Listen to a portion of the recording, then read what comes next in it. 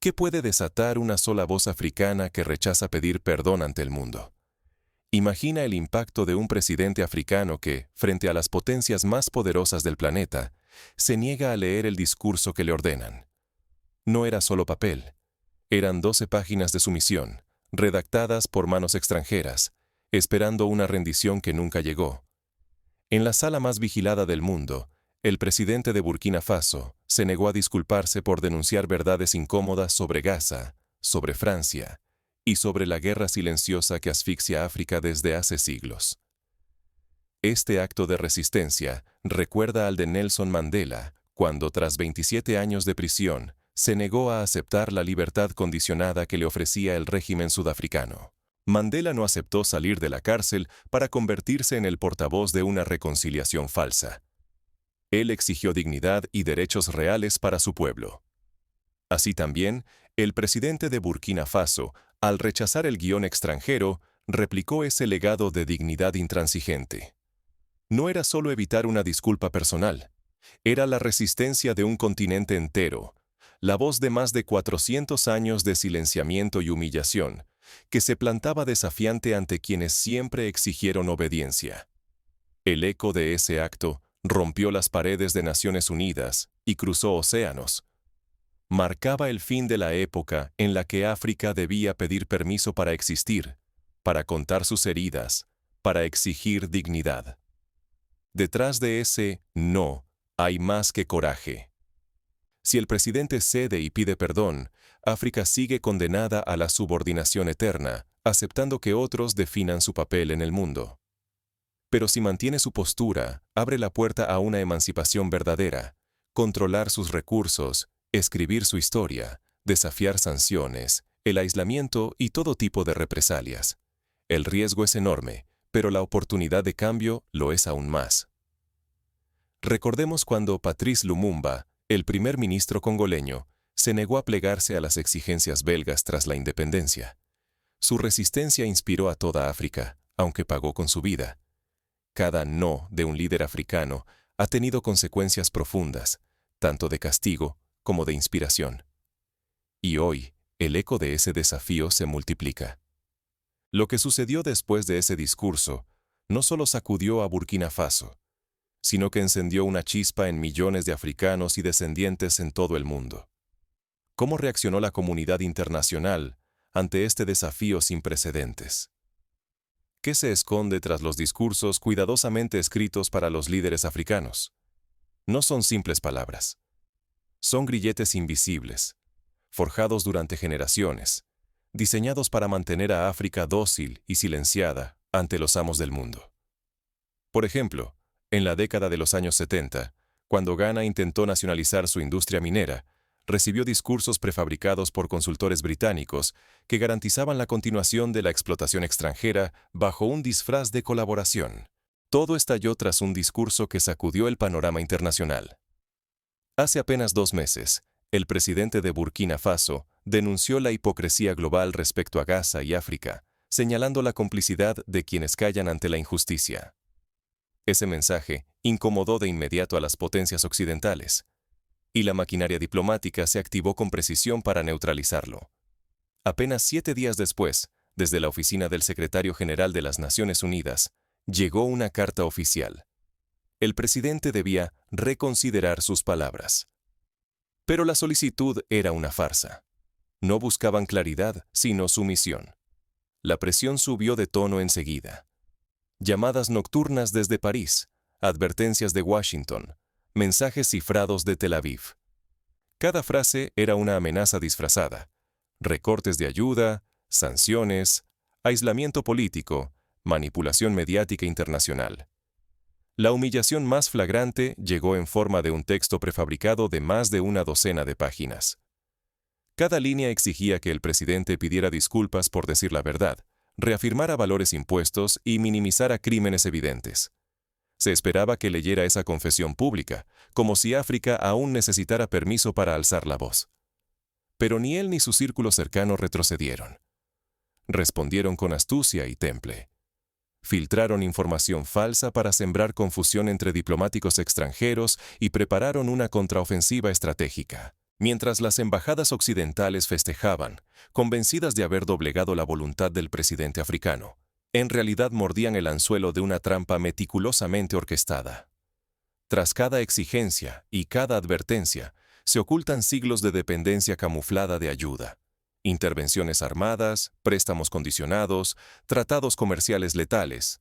Todo se emplea para perpetuar una desigualdad estructural, relegando a África al rol de proveedor sumiso de materia prima y mano de obra barata. Es un ciclo tóxico que justifica la intromisión bajo el disfraz de la cooperación internacional. Basta recordar el caso de Costa de Marfil en los años 80, donde la deuda externa fue utilizada como instrumento de control político y económico, imponiendo ajustes estructurales que empobrecieron a la población mientras enriquecían a las potencias acreedoras. El peligro era absoluto. Si el presidente cedía, no solo arriesgaba su integridad, sino la soberanía de Burkina Faso y, en extensión, de todo el continente. Los recursos nacionales, la dignidad colectiva y el derecho a la autodeterminación pendían de un hilo invisible. Un solo error podía sellar décadas adicionales de sometimiento, pobreza y silencio impuesto. Pero algo cambió esta vez. Ante el guión extranjero, el presidente eligió levantar la voz y desafiar la narrativa impuesta. Así empezó la auténtica batalla, justo cuando se acercaba el día decisivo de encarar al mundo en la Asamblea General de las Naciones Unidas. La tensión crecía mientras el mundo contenía el aliento, esperando a ver si el presidente cedería o rompería el guión. Nadie imaginaba el eco que tendría su elección, ni cómo iba a reescribir el futuro de África. El momento decisivo llegó. ¿Quién se arrodilla? ¿Quién se alza?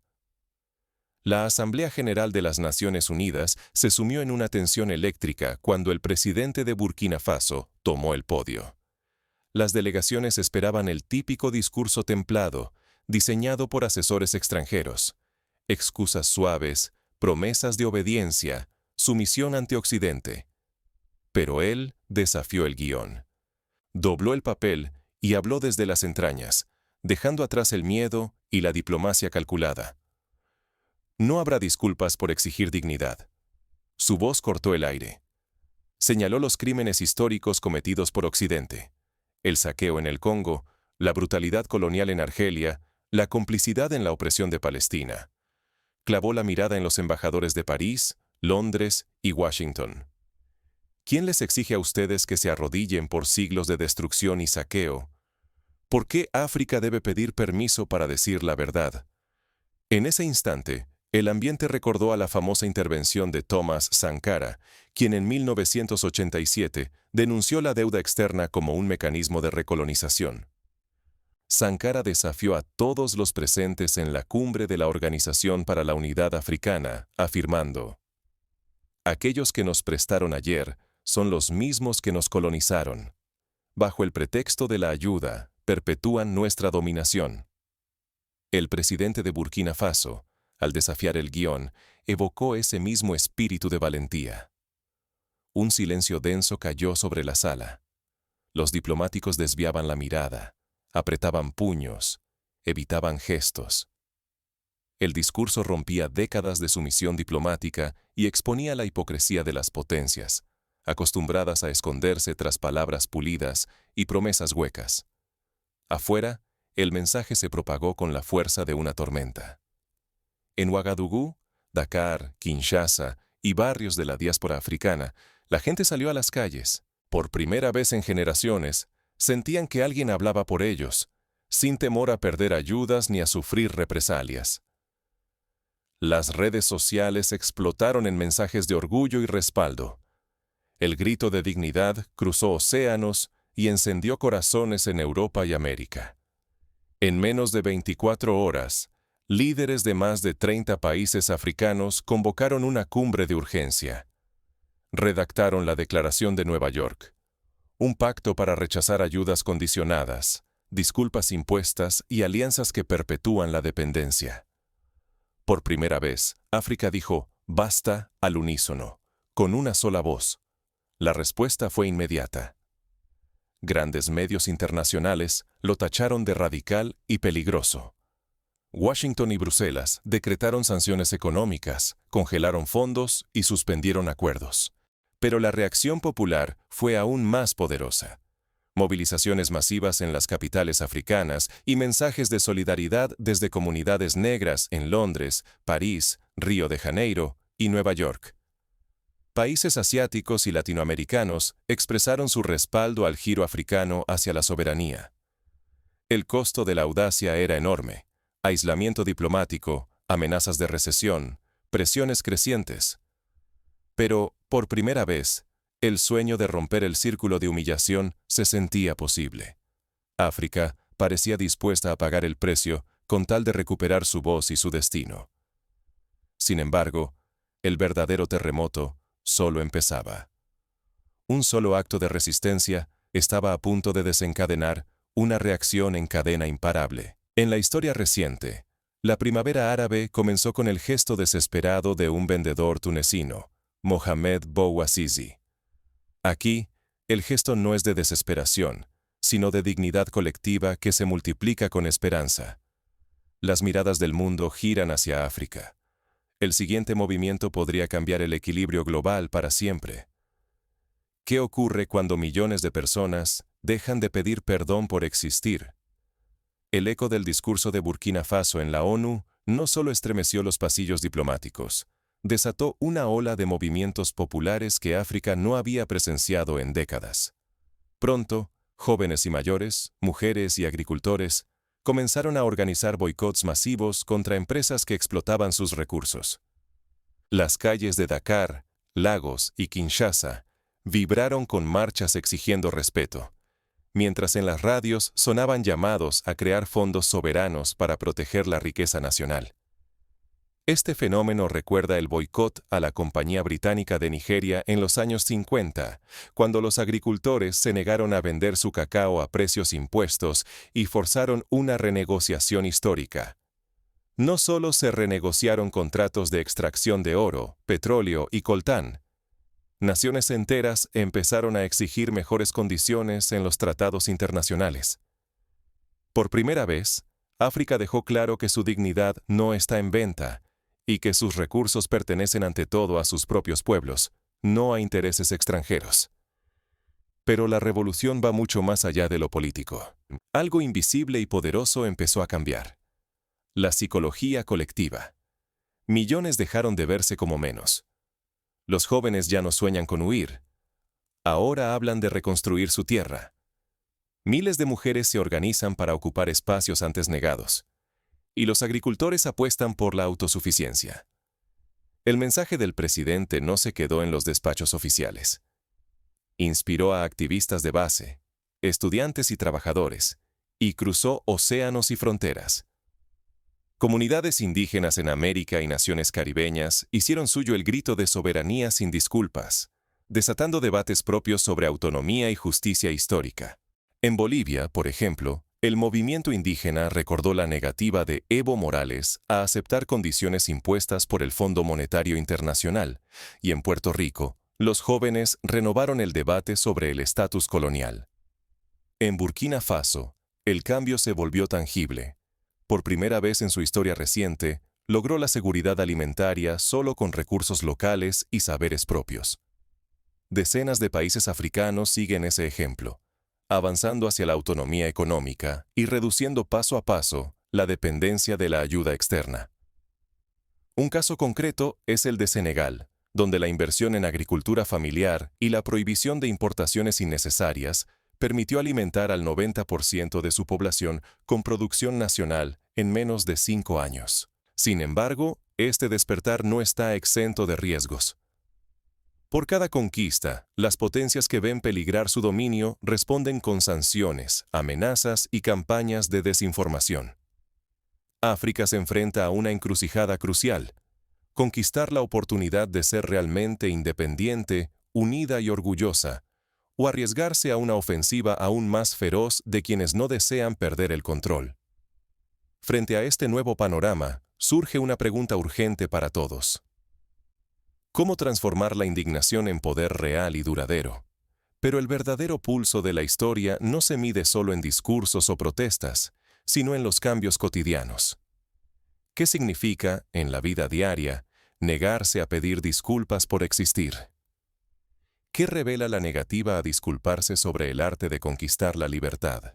Es mucho más que rebeldía. Es una lección de estrategia, dignidad y poder colectivo. Durante siglos, Occidente ha menospreciado la claridad y la firmeza africanas, creyendo que la sumisión era el destino final. Pero el verdadero poder no se hereda ni se concede. Se construye desde la autodefinición, desde la capacidad de nombrarnos y de trazar nuestras propias líneas rojas. Las disculpas forzadas no son simples formalidades. Funcionan como cadenas invisibles que pretenden someter la mente y el espíritu. Obligar a retractarse es una manera sutil de robar dignidad y negar el derecho a existir según nuestras propias reglas. Por eso, cuando un presidente africano se niega a pedir perdón por decir la verdad, desafía directamente a los poderosos y convierte la dignidad en su herramienta más potente. Esa dignidad, cuando se proclama sin miedo, se vuelve contagiosa. Inspira y otorga permiso para rechazar las reglas impuestas. Cada gesto de autoafirmación, por pequeño que sea, envía un mensaje claro. No aceptaremos ser definidos por ajenos, ni por quienes nunca han sentido nuestras heridas, ni entendido nuestras aspiraciones. Así, la independencia deja de ser un acontecimiento histórico y se transforma en una decisión diaria y colectiva. No es un obsequio ni una concesión de los antiguos dominadores. Es el fruto de incontables actos de coraje que, sumados, reescriben la historia de un pueblo. Cuando una nación deja de mendigar aprobación y empieza a dictar sus propias normas, reinventa su destino y su lugar en el mundo. El riesgo de perder la dignidad es altísimo. Sin ella, la libertad se convierte en un espejismo y el futuro se disuelve en manos ajenas. Pero al reafirmarla, incluso una sola acción puede romper el ciclo de dependencia y abrir la puerta a una nueva narrativa. La verdadera libertad nace primero en la mente, luego en la calle, en la política y en cada acto de resistencia cotidiana. El mensaje es inapelable. La historia la escriben quienes dejan de pedir permiso y entienden que la dignidad es el primer paso para conquistar la independencia real. Esta verdad ha quedado demostrada en todos los procesos de descolonización. Desde India, donde Gandhi dejó de pedir aprobación británica y caminó hacia la sal, hasta Vietnam, que rechazó las condiciones francesas y estadounidenses para finalmente escribir su propia historia. Pero, ¿qué sucede cuando esa dignidad inspira a millones más allá de las fronteras nacionales? El eco del discurso en la ONU comenzó a transformar no solo Burkina Faso, sino también la conciencia colectiva de África y su diáspora. En Estados Unidos, activistas afrodescendientes citaron las palabras del presidente burkinés en manifestaciones por derechos civiles, mientras en Brasil, comunidades quilombolas redoblaron sus luchas por la tierra. Si piensas que África merece hablar alto, sin pedir excusas, tal vez la próxima voz sea la tuya. La experiencia de Sudáfrica tras el apartheid demuestra que, aunque el camino hacia la dignidad es arduo y está lleno de obstáculos, cada paso firme inspira a nuevos protagonistas. Cuando la dignidad se convierte en un valor colectivo, los cambios se arraigan en la cultura y se transmiten de generación en generación. Hoy, tras siglos de silenciamiento, un presidente africano se negó a leer palabras impuestas en la Asamblea de las Naciones Unidas. No se disculpó. No bajó la mirada. Ese gesto sencillo, pero audaz, rompió mucho más que un protocolo. Encendió el orgullo de millones en África y en su diáspora. El cambio real no nace de permisos ni de disculpas. Surge de la voluntad de decir la verdad, aunque incomode a quienes siempre han dictado el relato. El mundo escuchó la voz de Burkina Faso, pero el eco retumbó en todos los pueblos obligados a callar por miedo o costumbre. Así como la voz de Martin Luther King resonó más allá de Alabama, las palabras del presidente burkinés han trascendido las fronteras africanas. Hoy, la elección es nuestra. Podemos esperar a que el poder extranjero nos dé su visto bueno, o reclamar el derecho a escribir nuestra historia, con dignidad. Podemos ser espectadores atrapados en un guión impuesto, o los autores de un futuro propio, sin cadenas ni excusas. No es solo un discurso pronunciado en una sala iluminada. De esta elección depende si África controlará sus recursos, recuperará su soberanía y romperá la dependencia que la mantiene en pobreza y a la sombra, o si seguirá relegada a un pie de página en la historia de otros. La historia juzgará a quienes, pudiendo hablar, eligieron el silencio. Pero también celebrará a quienes, sin pedir permiso, alzaron la voz y abrieron camino. Nadie regala la dignidad. Se conquista paso a paso, palabra a palabra. La pregunta final es directa y urgente. ¿Serás protagonista o espectador? ¿Te unirás a quienes avanzan o esperarás a que otros te autoricen a empezar? La ola de cambio ya comenzó, y cada acto valiente suma. Hoy fue Burkina Faso. Mañana puede ser tu barrio, tu país, tu propia voz. No hace falta permiso para dignificarse. Basta con decidirse a actuar. ¿Qué puedes hacer tú para que la dignidad no sea solo una palabra? Puedes comenzar por informarte sobre la historia real de tu país y tu continente, participar en debates, apoyar movimientos sociales que luchan por la justicia y rechazar narrativas impuestas por quienes nunca han vivido tus problemas. Puedes organizar foros comunitarios para analizar el impacto de la dependencia, exigir transparencia en el uso de recursos públicos y promover el consumo de productos nacionales para fortalecer la economía local. Si eres estudiante, puedes investigar y difundir ejemplos de resistencia africana que han sido invisibilizados. Si eres trabajador, puedes exigir condiciones laborales justas, negándote a aceptar la precariedad como destino inevitable. Si formas parte de la diáspora, puedes crear redes de apoyo, impulsar el intercambio cultural y económico con tu país de origen y rechazar la imagen de inferioridad que tantos medios transmiten. En el nivel político, la acción concreta implica presionar a los gobiernos para que revisen acuerdos internacionales, promuevan la industrialización local, inviertan en educación y reconozcan la diversidad cultural como fortaleza, no como obstáculo. Un paso importante es exigir auditorías independientes sobre la gestión de recursos naturales y transparentar la relación con organismos internacionales. El cambio empieza en lo cotidiano, pero se consolida con estrategias colectivas.